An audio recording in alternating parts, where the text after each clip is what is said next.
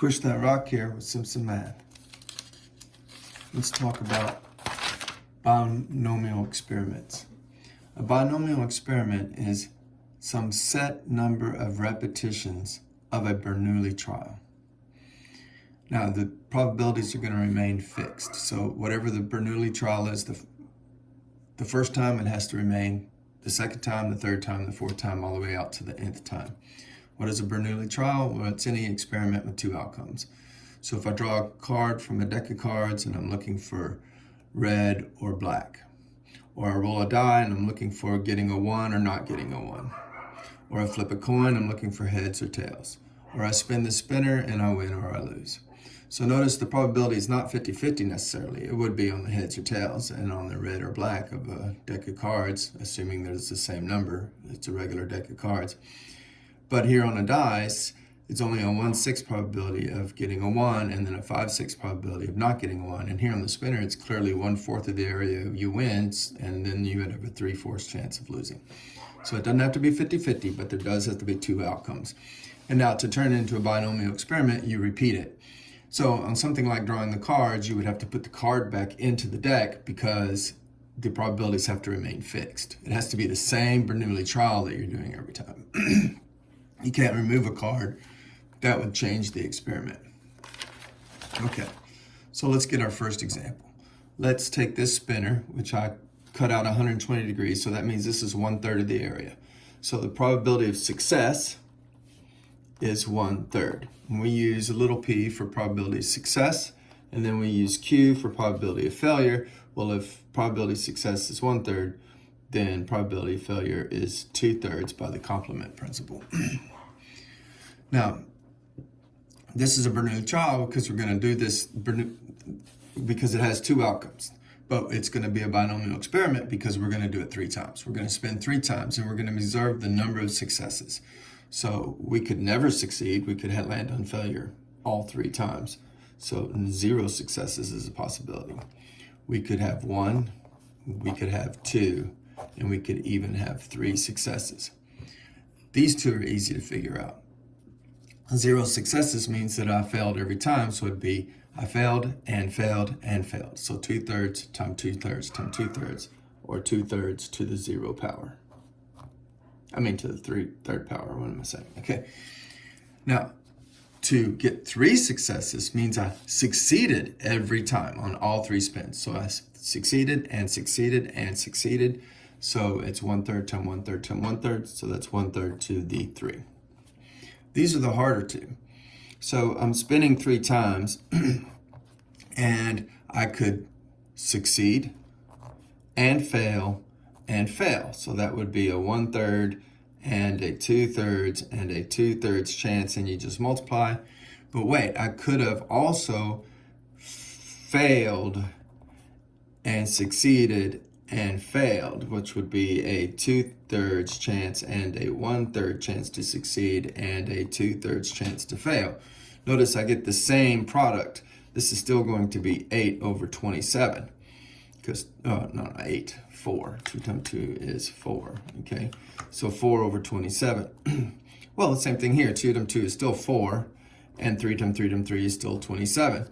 So these are going to stay the same. I just need to know how many of them are, add them all up, because this could happen, or this could happen, or I could get fail and succeed. So what I'm going to do is figure out that it's 4 to the 27th times 3. So 3 times 4 to the 27th, or I'm going to write it this way, 1/3 to the 1 and 2/3 to the 3, so that we see a pattern. Okay, so over here, how many 1/3s did I have? Successes. Chances for successes is 1/3. How many did I have? I had 0. How many 1/3s did I have here? 1. So guess how many 1/3s I'm probably going to have here? Yeah, it's going to be 2, just like when it was 3, I have 3. Then how many 2/3s will I have? Well, it's the complement. So if I'm spinning 3 times and I succeed twice, well, then I'm going to have to fail once. And then what's this number going to be out here? Well, it's going to come from Pascal's triangle. So some of you may have never seen this before because you haven't been in my classroom. There's a giant one on my wall. This is the third row of Pascal's triangle. And it's the row we need for a binomial experiment that has 3 Bernoulli trials. Now, you may be thinking that's the fourth row because, you count normally. Way to go. I'm glad you know how to count. This is 1, 2, 3, 4. And you're saying, hey, I got a typo already in Mr. Simpson's video. And I want to get a bonus. He called this the third row. It's clearly the 1, 2, 3, 4th row.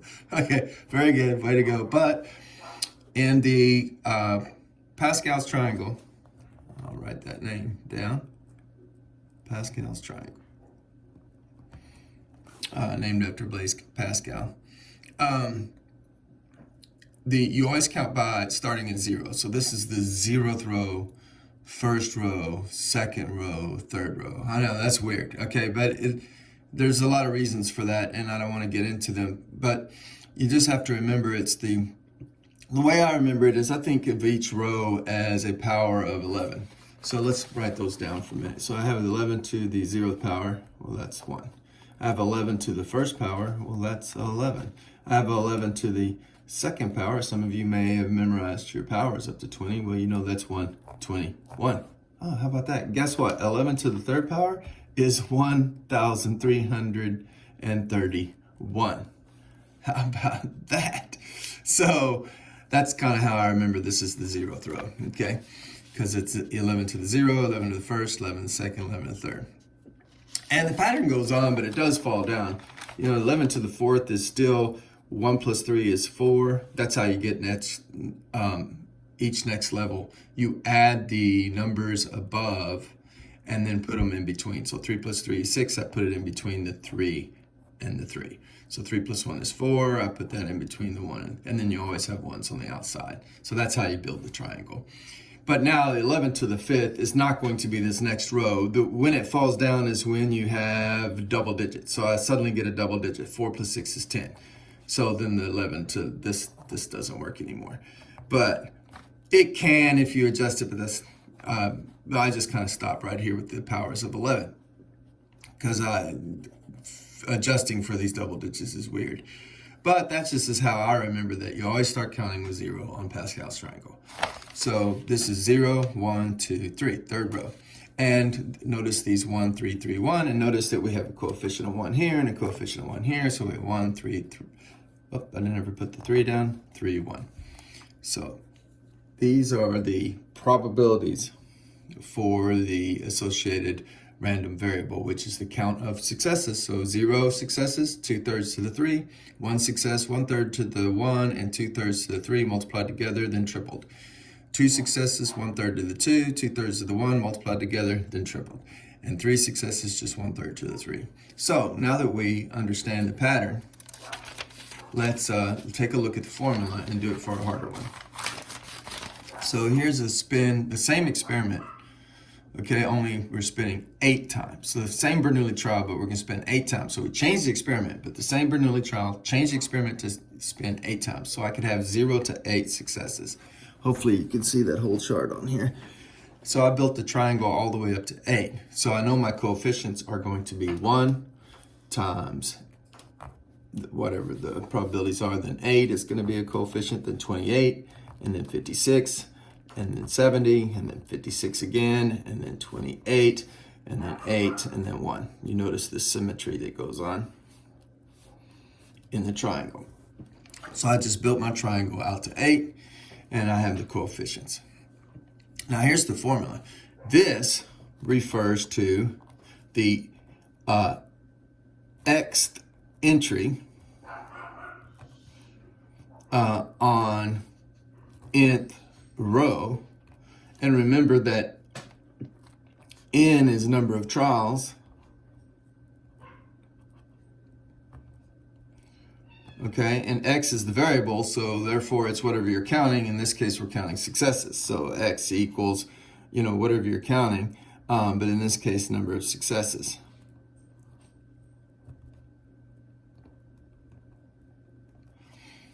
Okay, and then P was the probability of success, and Q is the probability of failure. So remember, if P is equal to the probability of success,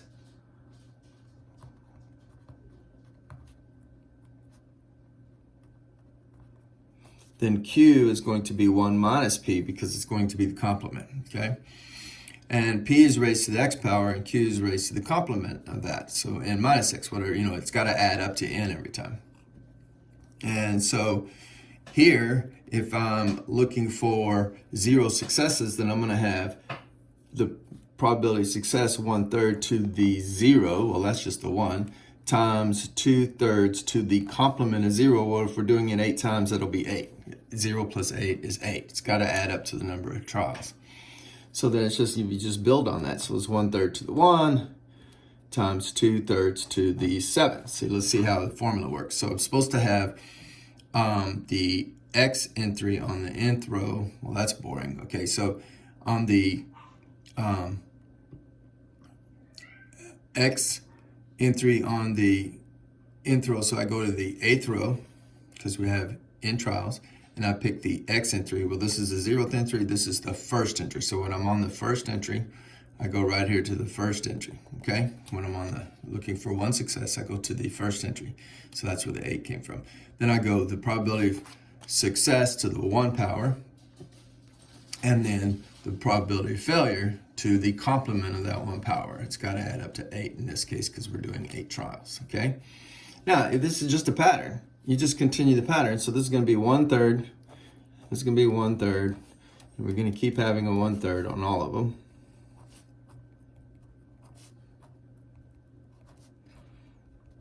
And it's going to build up. So 2, 3, 4, 5, 6, 7, 8. See, this is our X right here. And P is supposed to be raised to the X power. Okay, so when it's 2, it should have a 2 on the P. And when it's 3, it should have a 3 on the P. And so forth and so on all the way down. Now, the Q is always raised to the number of trials minus that X. So if I go 8 minus 2, I'm going to get 6. So it's 2/3 to the 6. Well, notice that's just 8, 7, 6. Oh. And then 8 minus 3 is going to be 5. 8, 7, 6, 5. Oh, okay, so the pattern just continues with the going down this time. So it's 2/3 to the 4, and 2/3 to the 3, and 2/3 to the 2, and 2/3 to the 1, and then finally 2/3 to the 0, which of course is just 1, so you would just make that a 1. Now, do you have to simplify? Well, it depends on your numbers, Yes, we can do 2's up to 10th power. I mean, everybody should know that 2 to the 10th is 1,024 in the computer age. If you don't know this, then where have you been, okay? So, right, 1,024 megabytes is a gigabyte, and so forth and so on. So that's where computer memory rolls over. So 2 to the 10th is 1,024. Now we don't, I don't expect you to know 3 all the way up to 10. That's getting a little crazy. And so on this one, 3 to the 8th, you don't have to know that. So you could just leave this. That's a 1, this is a 1. You could just leave this 1/3 to the 8th. So simplify where it seems reasonable, like where you can do it mentally. But if you're having to sit there and multiply out big numbers, then don't simplify, just leave it, okay? So I would probably leave this 8 times 8 times 2, which is 16 in my numerator, and then 3 to the 8th power, because see, it's raised to the 7th and raised to the 1. So use some math sense there. Don't pick up a calculator. But that's how you compute the distribution, the probability distribution for a binomial experiment using the binomial distribution formula. Math made simple, Simpson math.